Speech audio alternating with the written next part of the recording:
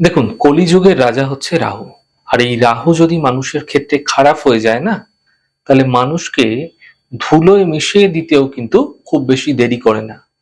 তাই আমি প্রায়ই কিন্তু আপনাদের বলে থাকি, রাহুকে সর্বদা শান্ত রাখুন এবং রাহুকে প্রসন্ন রাখুন।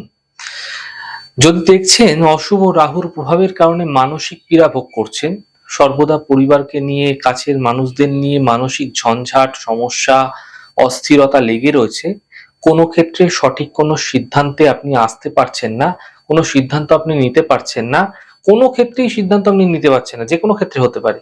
এছাড়া আপনার সকলের সঙ্গে দেখছেন সম্পর্ক ক্রমশ খারাপ হয়ে যাচ্ছে, বিবাদ বাড়ছে, ঝঞ্ঝাট বাড়ছে, সব ক্ষেত্রে প্রতিদিনকার এই চাপ, এই ধকল আপনি নিতে পারছেন না।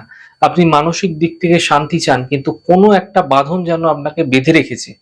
দেখুন, আপনার বাড়িতে যে টয়লেট আছে, বাথরুম আছে, সেটা কিন্তু রাহু কন্ট্রোল করে। তাই বাথরুমকে সর্বদা পরিষ্কার পরিচ্ছন্ন রাখার চেষ্টা করুন। এমনটি প্রত্যাহিক জীবনে করুন। আর আপনি কি করবেন, প্রত্যেক মাসে একবার করে বজ্রযোগ আসে এবং প্রত্যেক মাসে একবার করে অমাবস্যা তিথি আসে। তো প্রত্যেক মাসের বজ্রযোগের দিন এবং প্রত্যেক মাসের অমাবস্যার দিন আপনারা বাজার থেকে 4টি জ্যান্ত মাছ কিনে নিয়ে চলে আসবেন বাড়িতে। বেশ কিছুক্ষণ বাড়িতে আপনারা রাখুন মাছটিকে। সামান্য চিনি মিশ্রিত আটার গুলি মাছগুলিকে খেতে দিন। তারপর মাছগুলিকে প্রবাহমান নদীতে অথবা পুকুরে ভাসিয়ে দিন। একটি জিনিস মাথায় রাখবেন, মাছটি যেন কোনোভাবে মরে না যায়। এই প্রক্রিয়া আপনারা ক্রমাগত প্রতি মাসে এই 2 দিন করে করে যান। চমৎকার দেখতে পাবেন।